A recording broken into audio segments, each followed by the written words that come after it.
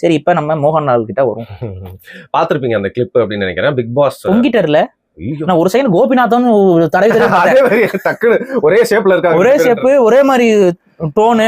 தமிழகத்தின் லாலேட்டன் வந்து கோபிநாத். அப்ப மோகன்லால் வந்து ஒரு வேலையை பண்ணி விட்டுருக்காரு. அது கேரளால இப்ப ஒரு பெரிய வைரலா இருக்கு. அவர் என்ன வேலையை பண்ணியிருப்பாரு உங்களுக்கு நல்லாவே தெரியும். வேற ஒண்ணும் இல்லைங்க, எப்பவும் போல அந்த வானவில் ப்ரொபகேண்டா தான். அந்த வானவில் ப்ரொபகேண்டாவை கேரளா மீடியாத்துல கொண்டு போய் மோகன்லால் சொருகி இருக்காரு. மலையாளத்துல பேசிடுமா பேசாம?